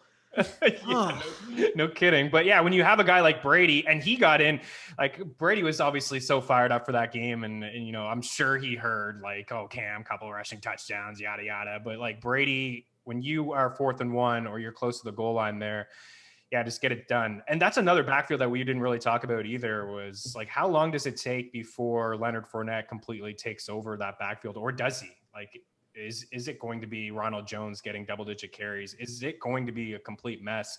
Because I think Fournette is the best back there. It's going to be interesting. I'm interested at least to see how Tampa goes about their offense over these next couple of weeks. But yeah, when you got a guy like Brady, Pat, you do it. I'm all about being aggressive, but it's about the play calling. I just didn't like that particular play from McCarthy. There was other options I think he could have had. Maybe just throw it to Zeke, or heck, Zeke was running pretty well. I mean, you ran all day with him. Just let him get the 3 yards. He probably would have got it. Throw it to the sticks is probably. Throw it to the sticks, right? Yeah, it's creative. Threw it to Lamb, and Lamb had to make a play. He didn't even throw it far enough to get the first down. So Gary, and I have a live text thread going with Cust right now. And people who watched the game with him said that he was crying during the game. And his excuse was, my eyes watered because I wasn't blinking enough. Well, you got to make sure you catch every second. It's a game of inches, Pat. That's incredible. That makes me very happy. I was also just in this season where, I mean, Tim tweeted out at one point, "I don't deserve this," which is one of the saddest and funniest things I've seen in a long time. It was nice for him, though, that the 2016 Heisman candidate Josh Adams is now his running back. He gets to have a little just golden domer jet love on this terrible team. So maybe that'll carry him through. He's also Crowder's the only jet you want to own, right? Like, that's it. Who? Right? Crowder? Yeah, he's the only jet that should touch your roster. I mean, I think Bell will end up being fine, but if he's hurt, then you just put him on the IR or keep him on your bench for the moment. Tim is also defining that he never cries, because he defines crying as like outright bawling, not just like like sad and water coming out of his. Anyway, let's get to these questions. 1-word answers for all of this so we can finish up here and get through as many as possible. If you do have a question, dump it in the YouTube chat right now. Again, if it's a start-sit question, I'm going to fucking ban you for life. It's a Waiver Wire show. We're talking about trades and pickups only. Matthew asks, and Meaney, will start with you, Eckler and AJ Green for Miles Sanders. I would rather have the Eckler and AJ Green side. Yeah, I'm going to just take the fact that AJ is healthy right now. He was targeted. He looked like Burrow's guy, and I think Eckler is as much as we talked about him earlier, I think he's a buy low candidate. I like the Sanders side, Garion. I'm going to just take the volume with the Green and Eckler side. All right. Oh boy. Let's see. Oh, good. People aren't even really asking questions. Sell high. We answered them all. No, because people are answering each other's questions in the chat. When question time comes, if you start answering people's questions in the chat, I'm going to ban you for life. It's like people don't know the rules of the chat, Garion. Yeah, really. I mean, did you refresh the rules of the chat yesterday? I did towards the end with Brad Evans. So I mean, it's week 2. People are still feeling it out, but yeah, once we get to actual question time, then is Brad allowed to ban people for life? Does he get 3 bans a week too? Oh, maybe. He should get some bans. Would you trade Jonathan Taylor for Miles Sanders? I would. I think Taylor's going to be good. Yes. Yeah. I would get Miles Sanders. Yes. It seems like everyone wants to give up on Miles Sanders right now. Look, maybe he's the best guy to go out and get. You mentioned it like casually, but I think it's important to note, like, he practiced, it was limited, but he practiced all 3 days last week. Like, I really do think this is a scenario where they were trying to be extra cautious. They didn't want him to play week 1, but I would be shocked if he's not in there for week 2. Maybe the Eagles are just freaking clueless, man. Like, they cut all these backs. They didn't bring any running backs in, and Miles Sanders can't make the trip. Like, Pat, I know you were kind of joking tongue in cheek there, but like, did they think that they were just going to roll over Washington yesterday, that they didn't need Miles Sanders to make the trip? Like, the fact that they cut all of those backs and they didn't sign a Freeman and they were rumored to sign Hyde and they didn't bring anybody in made me think that Miles Sanders is perfectly fine here. So I don't know. I would put him on the buy low list as well, but I mean, I have some concerns again with this offensive line. I don't know how productive they're going to be running the football, but I would take that deal. I'd rather Sanders and Taylor. Yeah. I think that like if we were to redraft right now, I think Sanders would still go as a top 10 running back, but Taylor would probably press the top 10 just based on the information that we now have without Marlon Mack around. I think that's close. I still think I would take because at the peak, it does look like we're in for a Taylor Hines like split in terms of snap share. I think Taylor's going to get the red zone work. He's going to get the carries. He's going to be very valuable and be a part of the passing game. He's going to be the Melvin Gordon to the Eckler that seems to be Naheem Hines with Phillip Rivers. With Miles Sanders, best case scenario is still he plays 90% of the snaps and does everything. Yeah, right. Exactly. Yeah, and Boston Scott, I know he left and came back, but he's not a between the runners. Like he's not going to run between the tackles. He's going to catch a couple balls. And Corey Clement is a bit of a joke. So if Miles Sanders is just in there and he's active, you're right. He should get at least 80% of the snaps. Also, if you missed any part of the waiver wire, you can rewind the show and go back and hit those parts. Remember to smash the like while we're out there as well. Here's an example of a question no one should ever ask. Again, Gary, in week 2, I'm going to hammer down, really set the rules straight for everyone who's new to the show. But trade Drake or trade high on Ridley? For fucking who? Who are you trading him for? Like, give me something here. Like, just trade him for nothing? No, don't do that. I mean, the answers are limitless. Yeah. Yes. Trade him for like 2008 Randy Moss would be my fantasy advice to you. Yeah, so here's an example of a good question. So, Meaney, Mike Williams and Christian Kirk for J.K. Dobbins. I'd probably take Dobbins just to have on my roster and see what happens. Yeah, I'll lean with that too. Again, I'd like to get some context from people like who else do they have on their squad you're giving up to. No, that's too much then. I don't need people writing fucking novels. I'm going to be banned for life. Yeah, I would take that deal too. And there's one thing I want to talk about before we get out of here too. I just wanted to bring it out, like the Browns. Like you mentioned Baker. Do we want to roster Baker? Like I would think I'd rather have Joe Burrow at this point than Baker Mayfield. I know it was against Baltimore, but he looked pathetic yesterday, and I think he's going to be another Browns bust. Like, I'm not confident in him at all. Yeah, I mean, I'm not playing Baker. I don't own Baker anywhere, so no. I guess you probably anybody should. That's just the point. I just don't think anybody should. Like, I see Baker with a higher ownership than a lot of the quarterbacks that you mentioned as streaming quarterbacks. I think I'd rather just roll with those streaming quarterbacks the rest of the way. Garion, would you keep Deshaun Jackson or drop him for Marquez Valdez-Scantling? I'd keep D-Jax. Yeah, I'd keep D-Jax. I mean, the one thing you have to remember, high ADOT, so he's going to have big weeks, he's going to have bad weeks. But, yeah, I'd keep Jackson at this point. Meaney, should I drop McCole Hardman for either Gaskin, Adrian Peterson, or Peyton Barber? I think unless you need to start a quarterback, no. Yeah, those backs are just depth pieces. I don't think you can ever feel comfortable rolling them out. So just keep the home run play in Hardman. I would assume that he's fine with his starting role, and he's just looking for, somebody who could be, a legit 3. We talked about Sammy earlier. If Sammy, goes down, like you could roll out Hardman as a flex. I'd rather the upside. Garion, would you drop Mac for Deebo Samuel? I mean, yes, but yes. I would wait to hear if Mac is actually out for the year. Yes. Yeah, I mean, obviously you have to do that, but yes, do that. Also, just find someone to drop to pick up Deebo Samuel because Deebo Samuel should be owned. 100%. What do you do with Nick Chubb, Meaney? You have to be patient. That was one of the committees that I was concerned with too. Here they lock up Kareem Hunt for a couple of years, and his usage. I think only like a couple running backs caught more balls than him in the second half of last season. So he's just going to be involved. You just can't give Chubb away. Just chalk it up as a bad matchup against the Ravens, even though he was solid in a game last year against them. These are the questions you're probably going to get in the uncertainty, but you spend a high capital on Nick Chubb. It may have been the end of the first, early second. You just can't sell him right now when his value is pretty low. So you just hang on. But I'm concerned. Here's an example of a question that will get you banned for life next week. Should I trade Malcolm Brown while his value is high or hold him? I think you should trade him for Christian McCaffrey. That would be my advice. Yeah, I mean, try it. Worst the guy can say is no. Give me someone to trade him for. Who? Eckler. Who are you trading him for? Yeah. Hey, take Eckler. Trade Malcolm Brown for Austin Eckler. There's your trade. Yeah, should I drop Robbie Anderson for Leonard Fournette? Yeah. I would. Yeah. I would do that. At this point, in a general sense, I would just tend to lean with giving my team more running back depth than wide receiver depth. Yes. You can find wide receivers.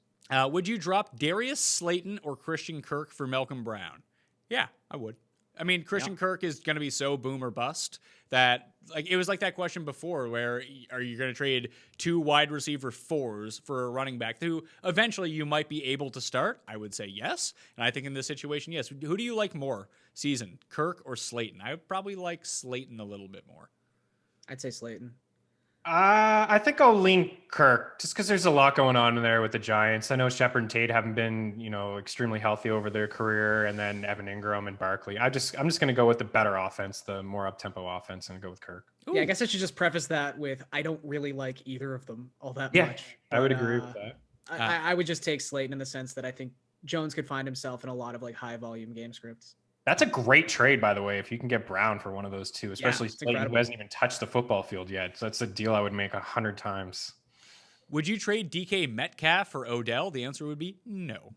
No. Odell is, I don't know if he's even a wide receiver 3. Would you drop Carson Wentz to pick up Ben Roethlisberger? I would say yes. Yep. I agree. Sell high on Mostart? Yes. Sell him for Christian McCaffrey. There's your advice. Go Garion. This one's, I think, specifically for you. Is Preston Williams worth holding on to? I would say yeah. Yeah. I mean, go trade for him. Yeah, that's a good buy low. Great spot to buy Preston Williams. Schedule next week is not very helpful. Really, if you want to wait one more week and have him just have a horrendous game against the Bills in week 2, someone might drop him at that point, honestly.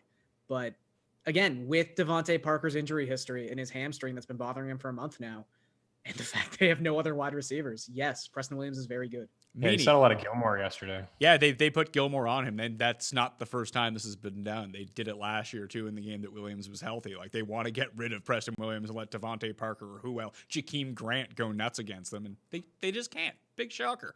Would you trade Drake, Judy, and Ingram, so you can just drop Ingram, for Miles Sanders and DJ Moore? Yeah, 100%. What was it, Drake? Who was the second one? Judy. Yeah, I would do that. I mean, if you think that, I think that Sanders is probably an equivalent to Drake, maybe a little bit better, and then DJ Moore is way better than Judy and Ingram, like combined. Definitely, yeah. Ingram is going to be a complete headache to roster and own this year. Garion, would you drop Antonio Gibson for Anthony Miller? I would not. No, I'm going to hold on to Gibson there. Again, you got to treat running back depth and any running back potential like it's gold at this point because it's just a commodity we don't have a lot of. Would you go? I mean, these guys are asking start-sit questions. These people are ruining it for everyone. Come on. Don't get banned for life. None of these start-sit questions. I don't even know half the matchups. Me neither, honestly. Rest of the season, would you rather own Eckler or Mostart? I think that's a lot closer than I originally thought it was. I think do I want to say Eckler? It's probably still Eckler, but by a hair. It's still Eckler for me. Yeah. Again, I think at the end of the day, you just got to keep reminding yourself. It's almost like get into the fetal position and just rock back and forth and be like 19 touches, 19 touches, 19 touches. Like, that's still good. They weren't the touches you necessarily want to see, but that's a lot of touches. Would you trade Chris Carson and DJ Moore for Joe Mixon? I would not. No. I mean, Chris Carson was fine. Again, I know that Hyde had more rushing attempts than him, but he caught 6 balls, 2 touchdowns. It's a legit offense, and that's 2 for 1. Like, no. Rams defense or Bucks defense next week against Carolina? I would take the Rams defense, my number 1 defense pickup. Yeah, Rams defense. Agree. Yeah, and I think I tripped up. I was like talking about Sam Darnold. It was like the Jets were on my mind. It's just like so disrespectful to Aaron. Like, let's be honest here. Rams are they're going to be probably the highest scoring defense this week, Pat. Man, maybe. Would you better stash off waivers, Rager or Kelly? I'd take Kelly. Just I always lean running back because you never know what's going. Like if it's going to be a situation where you don't have to play the guys anyway, give me the running back. Yep. Yeah, I mean, look, Eagles wide receiver 1 could be option 4 in this offense behind Miles Sanders and both tight ends, like to be perfectly honest. So don't let that kind of fool you. Who would you rather have rest of the season, Eckler or Joe Mixon? I'm still firmly in the Joe Mixon camp here. Yeah. I agree with that too. Mixon. Yeah, I think he just had the 1 catch. I believe it was like the first play of the game. Yeah. And I was like, here we go. Burrow's going to throw to Mixon. And then they took him off the field late. It was confusing, but yeah, Mixon has got the true 3-down value there. DJ Moore for Robert Woods in an 8-team PPR. I would want Robert Woods. Yep. Woods. Yeah, me too. Eckler or Mixon. Eckler, or this person says Scary Terry, which is not a nickname that anyone uses. Nope. So Score McLaurin or Hi T. I would take McLaurin. I love McLaurin. I'm going to take Eckler. Yeah, I'll split the tie with Eckler as well. Just some running back depth. I just always side with the back. Would you trade Keenan Allen for AJ Green? I would. Yes. I would too. I don't know. I don't think I would. I think I'd keep Keenan. I was worried, and it looked like Tyrod loved Hunter Henry and Mike Williams and not Keenan Allen. Yeah. That could be just a complete farce after watching one game, but that was my takeaway from it. Tyrod just looks cooked, man. It just wasn't happening. I guess he's going to continue to play if they win games. They won't go over to him. That's but true. I agree that he didn't look good, but AJ has just never been a healthy guy for me. Keenan has just been on the field a lot more. Even though he's not a lot healthy. He's not always healthy either, but I'll just side with Keenan. Don't overthink it. Would you trade Naheem Hines for Tariq Cohen? Absolutely not. Nope. No. Hines is the great version of Tariq Cohen in a better offense. Would you trade Clyde Edwards-Helaire for DeAndre Hopkins? No. If you're going to trade Clyde Edwards-Helaire, you have to have Michael Thomas or Devontae Adams coming back. Yeah, and even then, just keep the back, right? And Clyde Edwards-Helaire, I know a lot of people want to make note of the fact that what did he have, Garion? 6 red zone rushing attempts and stuffed every time. But I think 6 from the goal line, yeah. Yeah, honestly, like JJ Watt blew up a couple of those plays. I don't know how many running backs would have gotten in from that point. The fact that he got those goal line touches is a big takeaway. Just keep Clyde Edwards-Helaire. Well, if we redraft right now after 1 week, he's a top 3 pick, right? No, it's still McCaffrey. We'll see with Barkley. Sorry, I guess you have the three running back tier. Yeah, like but he's 4. Yeah, you would take Edwards-Helaire over Dalvin Cook and Alvin Kamara. Yeah. I mean, maybe Derrick Henry. Like, there's no Evans tonight. It's like Seniori's Perry as the backup. Like, Henry might actually get involved in the passing game on Monday night. It'll be great to see. I could use a laugh. T Fox asks, sell Calvin Ridley high. I need running back help. Yeah, trade him for Christian McCaffrey. That's the move. Here's actually a really good question, and this is a smart trade, and I like it. Would you trade Raheem Mostert for Jonathan Taylor? I would. I would too, because of what we just talked about earlier with Mac gone. It's now a 2-person backfield. Tevin Coleman's probably going to join. Jerick McKinnon looked good. He looked solid. So remember, Jerick McKinnon, the last time we saw him caught over 50 balls, right? I know it was 2 years ago, but he's going to stay on the field. So I would take Taylor in the upside and what is a great offensive line. I think the big takeaway was that Taylor caught a few passes too. Yeah. I think it's just a simpler situation, yeah. Yeah, would you drop Swift, Dobbins, or Gibson for Naheem Hines in a standard league? I would drop Gibson for him. Gibson, yeah. Yeah, for sure. 3 for 3. Yep. Let's see. Oh, confirm. Mac has a torn Achilles. So, yeah, there we go. So, we got it. So, we're good to go. Would you trade Eckler and Ridley for Josh Jacobs? Maybe? That's an interesting one. I think I would rather Ridley and Eckler, right? I don't know. I don't like Ridley, and like we're kind of down on Eckler if he's not going to be catching passes, and now Jacobs is catching passes. Like, yeah. Why don't we like Ridley? Ridley's fine. Like, he's a wide receiver. He's like a low end 2. He's not going to catch 2 touchdowns a game. No, he won't. He seems to catch most of his touchdowns against the Saints for whatever reason, but I don't know. I take the 2 guys. I think it's still a lot. I take Jacobs. I think Jacobs plus replacement is going to outscore Eckler plus Ridley. Jacobs on pace for 64 catches. Yeah, killing it. Let's see here. We got time for 3 more. Hines or Malcolm Brown off waivers? Well, you just missed the fucking first part of the show, pal. Give your head a shake. Go check out the column on DK Playbook or Rewind. Scotty Miller or Valdez Scantling on the waiver wire? Why don't you just keep who you have? That's probably better. That's actually some pretty good advice. Yeah. Yeah. I mean, if you have a scrub or you're putting somebody on IR, then maybe you're dropping your second defense that you accidentally drafted. Sure. MVS, I guess. Would you drop Antonio Gibson for Peyton Barber? I would not. No. And I think a lot of people, you probably get that question a lot, actually, because of the usage that Barber got in the red zone. I saw Brad Evans tweet yesterday that he was frustrated with Gibson not getting that usage in the red zone, and it's going to be like that all year. But Gibson was used a lot. He's going to be a threat. It was just his first game. I thought he got that offense rolling. I thought he had a nice run and a nice catch. So I would just keep Gibson.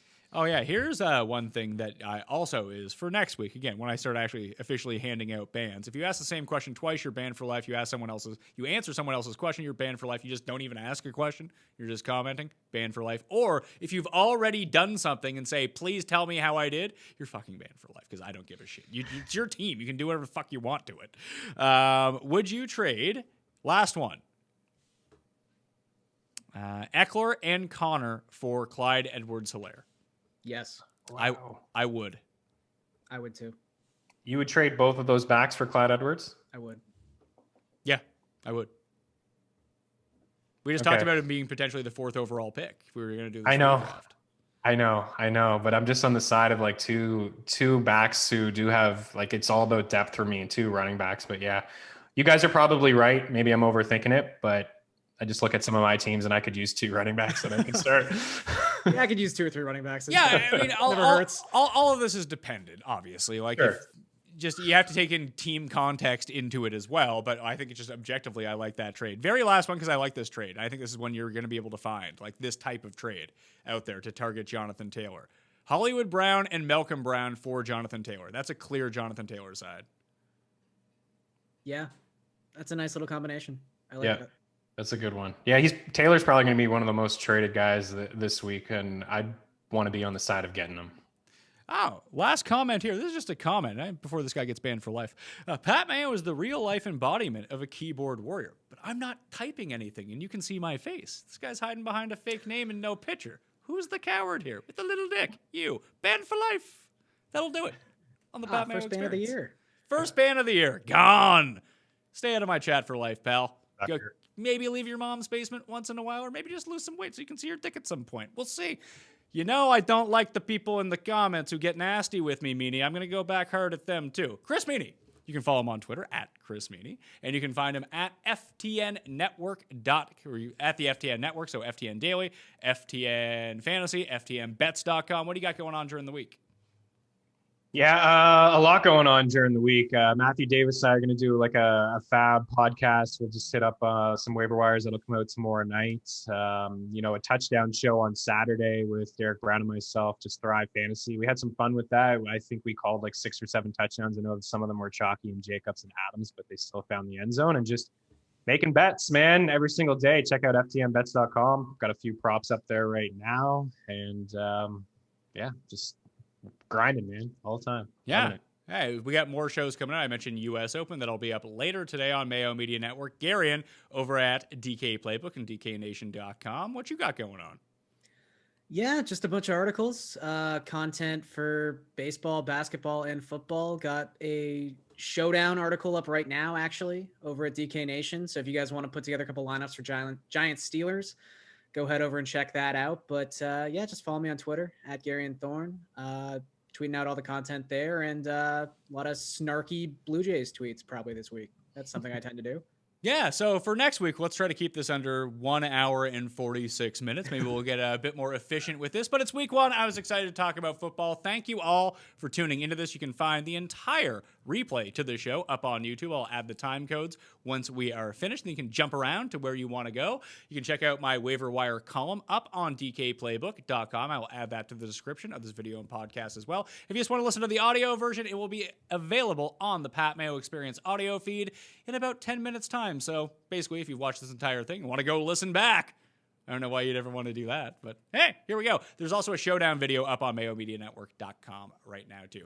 Thank you all for watching. Good luck in week 2. I'll be back tomorrow. I'll see you next time.